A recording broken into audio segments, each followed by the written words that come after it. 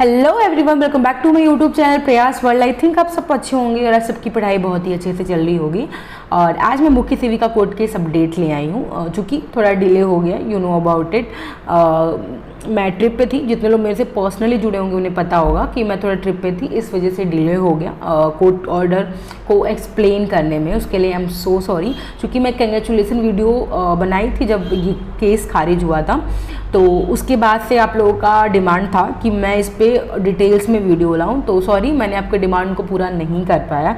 As a you are my subscriber, मुझे आपका demand पूरा करना था, but I am so sorry, मैं डिले हूँ एक दिन, उसके लिए सॉरी, क्योंकि मैं ट्रिप पे थी। Okay, I am so sorry.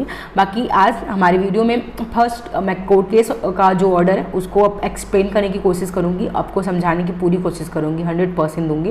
And second, result, जो कि सबका यही है, रिजल्ट कब आएगा, रिजल्ट कब आएगा, क्योंकि बहुत से लोग मेरे से पर्सनली पूछ रहे हैं कि मैम रिजल्ट कब आएगा। मैंने पिछले भी वीडियो में बता दिया और बार बार मैं वीडियोस नहीं बनाती इसी वजह से, क्योंकि फालतू में मुझे वीडियो बनाना बिल्कुल भी पसंद नहीं है, तो इस वजह से मेरी वीडियो नहीं आ पाती है इसी वजह से, क्योंकि जब मैं एक्सप्लेन उस चीज़ को कर देती हूँ तो फिर मैं नहीं उस चीज़ को बार बार रिपीट करती हूँ। मैंने सेकेंड ईयर पे भी कुछ बोला था, मैं एक वीडियो लाई, फिर आप लोगों की डिमांड बहुत ज़्यादा होगी तो मैंने सेकेंड उस पर वीडियो लाया, वरना मैं बार बार उस चीज़ को रिपीट करना ज़रूरी नहीं समझती हूँ। जब लगता है कि आप लोग परेशान हो रहे हैं तो लाना बनता है, इस वजह से लाना पड़ा।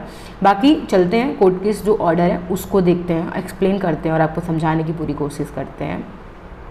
ये फर्स्ट, ये इंग्लिश में है, कोर्ट नंबर 4। जितने लोग थोड़े अपडेटेड हैं उन्हें पता होगा कि कोर्ट नंबर 6 में हमारी पहली सुनवाई हो रही थी, बट कोर्ट चेंज होने के बाद कोर्ट नंबर 4 में हुआ था। केस जो है रिटे नंबर 2386 ऑफ 2024।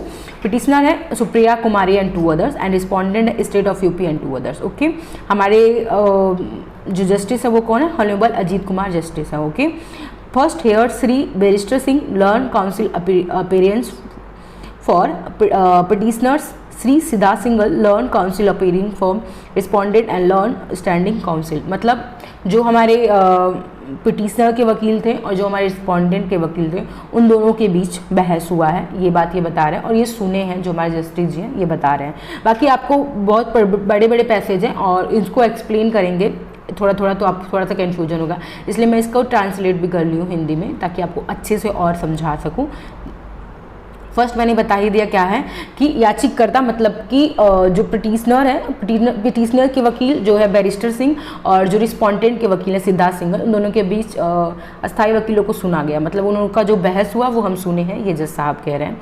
सेकेंड क्या है? संविधान के अनुच्छेद 226, संविधान का अनुच्छेद 226 कहता है कि दायर की गई प्रामाणिक रिट जारी करने की याचिका में हाईकोर्ट अधीनस्थ न्यायालय के विवादित आदेश को रद्द करने या उसे कायम रखने के अपने मूल अधिकार क्षेत्र का प्रयोग करता है। मतलब जो हमारे मतलब हाईकोर्ट है वो, मतलब जो भी चीज़ है, जो भी आप रिट डालते हैं उसको खारिज भी कर सकता है, और जो भी चीज़ अगर रिट में सही है तो उसको कायम भी रख सकता है। ये 226 में बताया गया, ये मैं आपको एक्सप्लेन कर रही हूँ। के तहत दायर इस याचिका के माध्यम से याचिकाकर्ता, मतलब पिटिशनर चाहते हैं कि सचिव यूपी ट्रिपल एस अधीनस्थ सेवा चयन आयोग, मतलब यूपी ट्रिपल एस के सचिव उत्तर प्रदेश को निर्देश दिया जाए कि वे प्रश्न संख्या 89 के लिए 1 अंक दें। ठीक है, ये जो है कह रही हैं यूपी ट्रिपल एस सचिव से कि हमें 1 नंबर दें 89 वाले क्वेश्चन पे, जिसका उत्तर याचिकाकर्ताओं के अनुसार उन्हें सही विकल्प चुनकर सही ढंग से दिया था।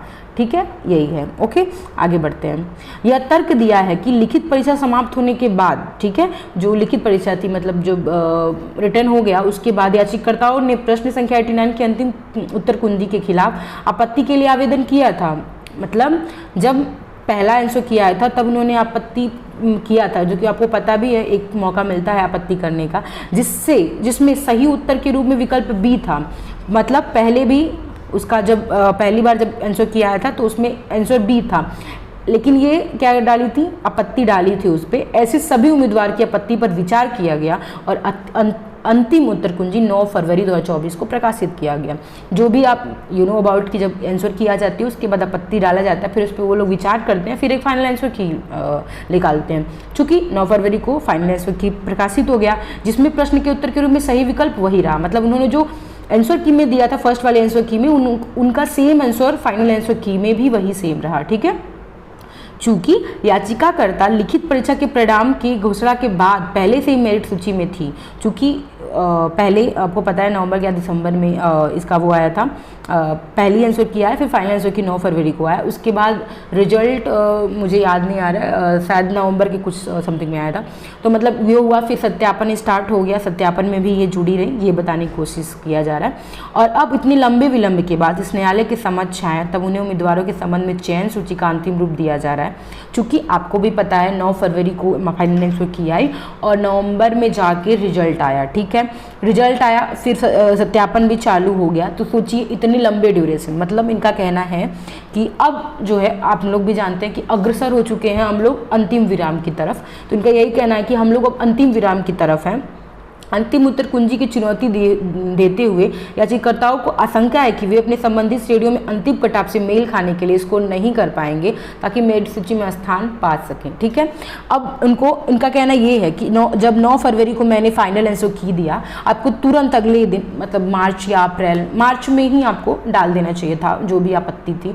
आप जाके सचिव सर से बात करते, सचिव सर अगर नहीं मानते तो आप जाके हाई कोर्ट को मतलब कहते। इनको कहना ये है कि उनको अब लास्ट पॉइंट पे आके, मतलब रिजल्ट के बाद इनको आशंका हो रही है, जब रिजल्ट में देखी है कि नंबर कम है, अब तो लगता है कि 52 है, तो फाइनल आंसर की कहीं 60 ना पहुंच जाए, वो 57, 58 या 60 पे हो। इनका कहना ये है कि उनको अभी कहीं ना कहीं डर है कि मेरा फाइनल आंसर की फाइनल रिजल्ट में होगा कि नहीं होगा। उन्हें अब ये इस बात का डर है, इस वजह से इन्होंने आपत्ति डाली है। प्रतिवादियों की ओर से उपस्थित वकील श्री सिंघल द्वारा, प्रतिवादी मतलब रिस्पॉन्डेंट, मतलब हम लोग की तरफ से, मतलब sorry state of UP and 3 others में, सिंघल द्वारा यह तर्क दिया गया कि एक बार जब याचिकाकर्ता ने फरवरी 2024 में प्रकाशित अंतिम कुंजी में दिए गए सही उत्तर को स्वीकार कर लिया तो उन्हें अब इस मुद्दे को उठाने की अनुमति नहीं दी जा सकती। मतलब आपको आपत्ति सिर्फ एक ही बार मौका मिलता है। इनका कहना ये है कि जब एक बार आपने जब आंसर की दिया, आपको दिक्कत था तो आपने अपना जो भी था ओपिनियन दिया और मैंने अपना जो भी था अपने रिसोर्स के थ्रू उसको जांचा, फिर हम लोगों ने फाइनल आंसर की दिया, ठीक है।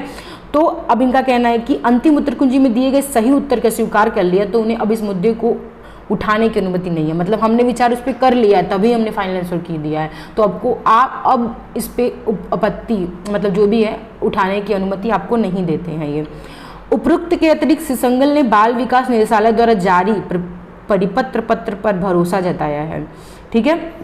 और श्री सिंघल जो है, जो मतलब रिस्पोंडेंट के हैं, उन्होंने बाल विकास निदेशालय जारी परिपत्र जारी किया गया था, उस पर भी भरोसा जताया है, जिसमें लिखा गया है पोस्टर उत्तर प्रदेश सरकार लखनऊ के द्वारा 20 नवंबर 2009 के आदेश में कर्तव्यों के आवंटन का प्रावधान किया गया है तथा ऐसे कर्तव्यों के आवंटन में यह स्पष्ट प्रावधान है कि ऐसे आवंटन की रिपोर्ट प्रत्येक माह के 5 तारीख तक बाल विकास अधिकारी को प्रस्तुत की जानी है। मतलब ये कह रहे हैं कि एक रिपोर्ट देखे हैं हम, उस रिपोर्ट में ही मतलब ये रिपोर्ट जब भी प्रकाशित की गई उसका डेट भी है और डेट में ये साफ मतलब ये एक्सप्लेन किया गया है कि महीने की 5 तारीख को आपको रिपोर्ट प्रस्तुत करनी होती है। ये बात ये बता रहे हैं, ठीक है। ये वहाँ पे अपना आंसर भी दे रहे हैं जो भी जज साहब हैं, जो हमारी तरफ से मतलब सॉरी यूपी के तरफ स्टेट ऑफ यूपी की तरफ से जो भी अपना ओपिनियन दिया गया है वो इसका बेसिस बता रहे हैं, किस बेसिस पे इन्होंने आंसर दिया था, ओके। किस बेसिस पे इन्होंने फाइनल आंसर की में सेम क्वेश्चन का आंसर दिया है, ये बता रहे हैं कि क्यों हमने सेम क्वेश्चन का आंसर चेंज क्यों नहीं किया, ये बता रहे हैं। समझ आया।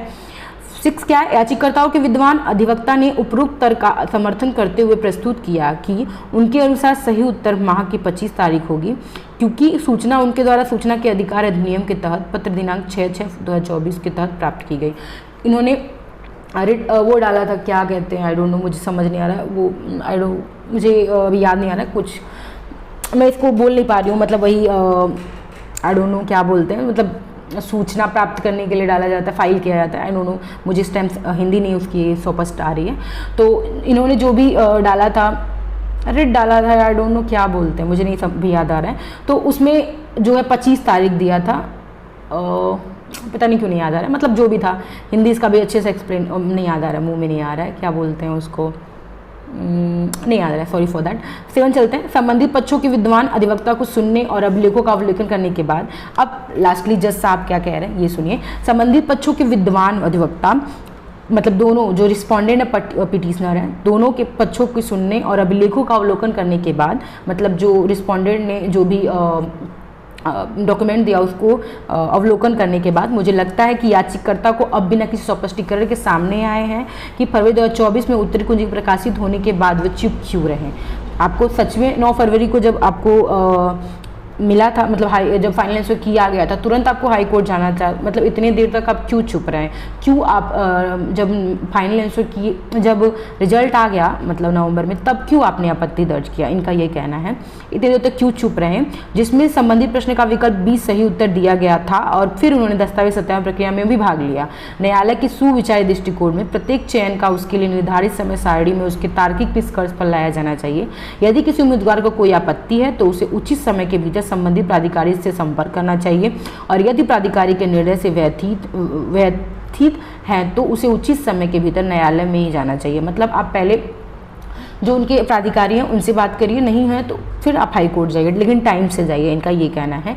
किसी उम्मीदवार को लंबे समय तक चुप रहने की अनुमति नहीं दी जा सकती है और इसके बजाय प्राधिकारी द्वारा लिए गए निर्णय पर सवाल उठाते हुए चयन निकाय द्वारा किए जाने वाले आगे की प्रक्रिया से गुजरना जारी रखना चाहिए। जहाँ तक प्रश्न को चुनौती देने या आदेशों को चुनौती देने का संबंध है, ये आचरण छूट के बराबर होगा। ठीक है। 8वां, इसके अलावा मूल परिपत्र का अवलोकन किया गया जिसमें दिशा निर्देश दिए गए हैं कि हर महीने की 5 तारीख तक रिपोर्ट प्रस्तुत की जानी है। मतलब जो भी आपने दिया था अपना वो, और जो भी रिस्पोंडेंट के लोग फाइल दिए हैं उसको पढ़ने के बाद इनको यही लगता है कि हर महीने के 5वें तारीख को ही रिपोर्ट प्रस्तुत किए जानी चाहिए, क्योंकि रिपोर्ट हमेशा 1 महीने से अधिक की होती है। सूचना के अधिकार अधिनियम के तहत प्राप्त जानकारी के लिए मूल परिपत्र पत्र दिशा निर्देश प्रक्रिया का प्राथमिकता दी जानी चाहिए। 8वां, मामले के उपयुक्त दृष्टिकोण को देखते हुए मैं इस स्तर पर मामले में छूट देने से इनकार करता हूं। मैंने अभी बताया कि अनुच्छेद 226 क्या कहता है कि ये छूट दे भी सकते हैं और नहीं भी दे सकते हैं, केस को खारिज भी कर सकते हैं। ये हाई कोर्ट के पास, मतलब हाई कोर्ट के पास खुद का ये अधिकार होता है। ओके, तो बस यही था। बाकी 9वें में लिखा है कि याचिका खारिज की जाती है, रिकॉर्ड में भेज दी गई है। और यह आदेश कब पारित हुआ है? 24 मार्च को। मुझे लगता है कि आप लोगों को मैं अपना 100% दी हूँ समझाने के लिए, और कुछ चीज़ें नहीं जो समझ आई उसके लिए आई एम सो सॉरी, मैं नहीं एक्सप्लेन कर पाई उसके लिए। बाकी आते हैं सेकेंड क्या है, रिजल्ट आखिर कब तक आएगा? देखिए मैंने पहले भी बोला था कि 13 फरवरी को जो है आपका ख़त्म हुआ है डीवी, उसके बाद 15 डेज का टाइम दिया गया था, तो फरवरी ऐसे ही गुजर गया। पूरा मार्च बचा हुआ जिसमें डाटा फीडिंग करना, पूरी रिपोर्ट बनाना, हर एक चीज़ करना, आपको पहले में मैंने पूरा अच्छे से एक्सप्लेन किया है। तो पूरा 1 मंथ तो ऐसे ही लग जाएगा। और अप्रैल में सब लोग यही बोल रहे हैं कि जो भी है रिजल्ट तैयार है, तो अप्रैल के लास्ट वीक सबका कहना है और मेरा भी यही कहना है कि अप्रैल के लास्ट वीक, बहुत किया तो मई के फर्स्ट वीक, इससे ज़्यादा नहीं जाएगा, क्योंकि अभी ITI इंस्ट्रक्टर 2015 का रिजल्ट आ गया है। अगले ही हफ्ते आपको पता है कि ITI का रिजल्ट दूसरा वाला भी आ जाएगा, चूँकि वो बहुत ही पुरानी वैकेंसी है, तो वो पहले क्लियर होगी, उसके बाद हमारी ही वैकेंसी प्राथमिकता पे होगी, क्योंकि हमारी वैकेंसी जो है पिट 2021 पे आई है, जो कि सबसे लास्ट यही बचा हुआ है वैकेंसी। तो हमारी भी जो है भर्ती वो प्राथमिकता पे है, तो बहुत ही जल्दी इसका भी निपटारा होने वाला है। तो प्लीज़ आप लोग ज़्यादा वो ना करें, परेशान ना हो। इस टाइम में देखिए बहुत से पेपर है, कितने लोगों का VPO होगा, कुछ लोग का जूनियर असिस्टेंट होगा, कुछ लोग का RO ARO होगा। जितने भी पेपर है आप लोग प्लीज़ उस पर फोकस करें। पूरा टाइम आप मत सोचें कि मुख्य सेविका का रिजल्ट कब आएगा, क्योंकि अगर दिमाग में यही चलेगा तो शायद आपकी पढ़ाई नहीं हो पाएगी। चूँकि मेरा भी बहुत सारा एग्जाम है, जैसे कि मेरा VPO है, जूनियर असिस्टेंट है, RO ARO है, बहुत सी, और प्लस में मैं पोस्ट ग्रेजुएशन भी कर रही हूँ, तो मैं उस पर ध्यान दे रही हूँ। तो आप लोगों से भी मेरा यही रिक्वेस्ट है, आप लोग भी अपने पढ़ाई पे ध्यान दीजिए, क्योंकि टाइम गुजर जाएगा, पता नहीं चलेगा तब जब आप एजुकेशन में बिजी होंगे। तो बस मेरा यही कहना है, इट्स माय ओपिनियन। आपको अच्छा लगे तो अच्छी बात है, कमेंट में बोल दीजिएगा हाँ अच्छा लगा और मैं पढ़ाई कर रही हूँ। तो बस सोचिए मत, ज़्यादा सोचने से टाइम कटेगा नहीं, ज़्यादा से ज़्यादा आप परेशान होंगे और हाइपर टेंशन हो जाएगा, यू नो अबाउट इट।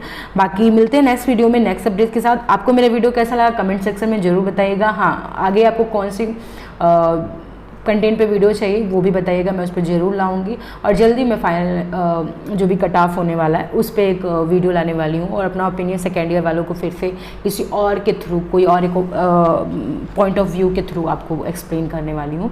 तो बस अभी जल्दी मेरी फाइनल कट ऑफ का वीडियो आ जाएगा। ओके, बाकी मिलते हैं नेक्स्ट वीडियो में नेक्स्ट अपडेट के साथ। अपना ख्याल रखिए, बाय बाय, टेक केयर।